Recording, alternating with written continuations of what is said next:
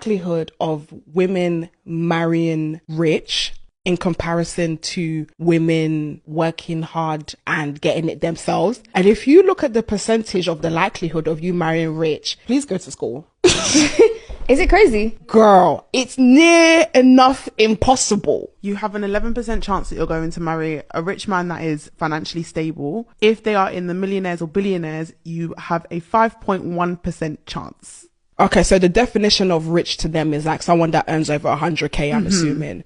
So someone that's a millionaire, billionaire, what's the percentage? You have a 5.1% chance. Let's ask ChatGPT, what's the likelihood of a woman to make over £100,000 a year and to become a millionaire or a billionaire? You have 1.78% chance as a woman to become a millionaire based on a 9-to-5 job. It goes a bit higher to 8% if you are an entrepreneur, but that also means if you have a startup, which basically means if you have generational wealth, you then have 25% chance to become a millionaire. But there's only about 0.5% likelihood of a woman marrying a millionaire. I was looking at the... So there's a lot of math being thrown around here, and a lot of things that are just, I think, just wrong. But you don't know that until you just kind of listen to it a couple of times. But defining rich as making over 100,000, it's funny. That's the number that we're supposed to make as men, and yet at times it's enough. At times it's the bare minimum. At times, right now, it's rich.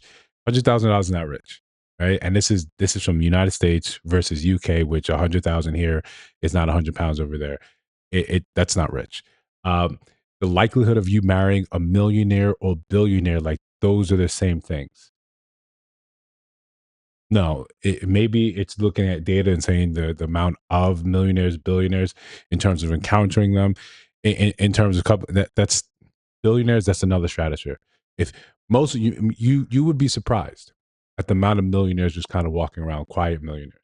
You probably know a couple of them at work, just like the ChatGPT said that the likelihood of you becoming a millionaire working a 9-to-5. Yeah, over 20, 25 years, over 30 years of work with compound interest and diligent savings. Yeah, it's kind of guaranteed, especially if you're in the United States market. That's a guarantee. Will being a millionaire in that sense give you the lifestyle you want? But besides that, besides the numbers, we'll get into that later. Besides the numbers, what type of mindset is it? What's the likelihood of you marrying one of these? Is this the only goal we have? And I know this channel, I've seen a couple clips from them. It tends to come up a lot, but we have to do better in that sense. Listen, before you continue, like, comment, subscribe, hit the notification bell so you don't miss no uploads. Still doing 2 a day, still going strong, still trying to pay that rent. Speaking of paying that rent, there's plenty of ways for you to become a millionaire. Plenty of ways. And we're going to do, it's going to be a little money segment about this, and it's also going to be about relational wise. When we have to start looking at it in terms of what's the likelihood of you marrying a rich man. And again, fix the definition, what you determine as rich. $100,000 is not rich. $100,000 is not wealthy. It's probably more where the middle class is in the United States. It's a moving target, and depending how the economy goes, and depending on when they say the rich get richer, or they say the rising tide lifts all boats, it doesn't. So excluding that, really look at it in terms of millionaire status. The likelihood of you encountering someone millionaire, as you define it, able to take to spend lavishly on you, able to make sure you stay at home, able to take multiple luxury, vacations, able to invest in your own business and your own startup and your own enterprises. That's a different type of millionaire. Realistically, what a lot of these people are thinking of someone that has $5 to $10 million and can live off the 3.5 to 4%, interest that can generate, that you can actually withdraw without removing your principal. But we can talk about those in other channels. That person making $200, $300, $400,000 a year, that's just free. That's just what their sat money has generated. Yeah, that'll allow you to have that luxurious lifestyle that you're probably dreaming of. It's still not private jet, but realistically, that's where you're looking at, and that becomes infinitesimally small. What these women are not looking at, not understanding it, and it seems like it's a rare occurrence. Why would those men choose you? we never really get into what it really amounts to, just male preferences. And if you think males at this level here, with the riffraff, with the rest of us, are being very, very vocal and saying, "Oh, here are my preferences." Imagine what happens when you get to that rarefied air, right? Part of that rarefied air, yeah, by the numbers, is definitely that $100,000. I don't want to discount that. I don't want to make people seem like I'm like that's not important. No, that's still rarefied air.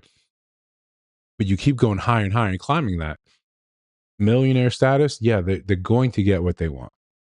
If 80% of women, Pareto principle, 80% of women are looking for that 1% of man, he's going to get what he wants.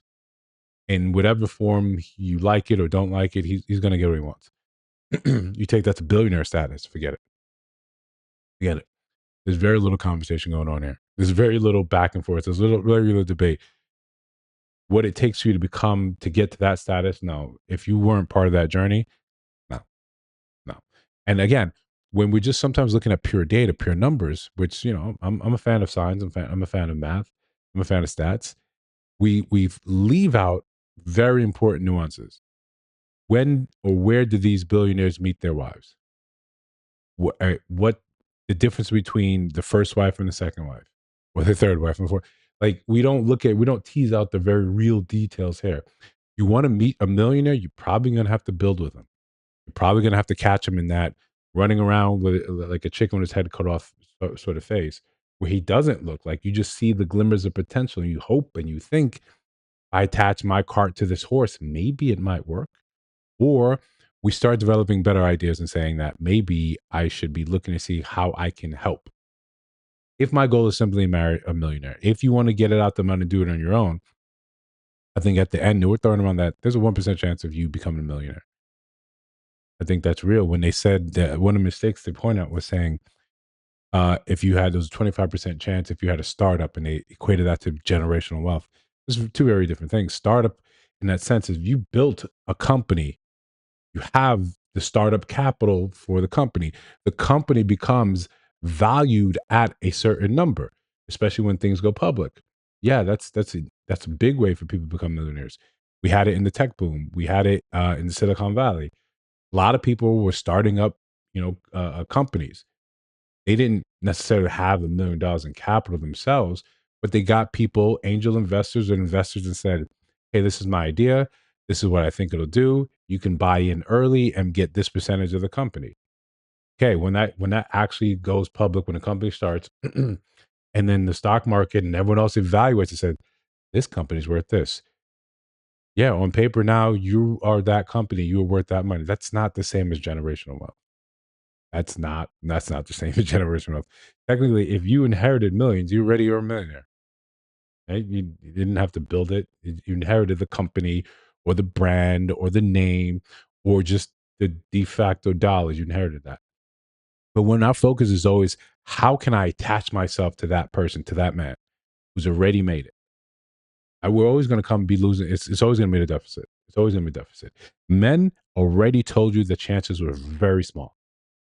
They walked around with those delusional websites and calculators to put in the details.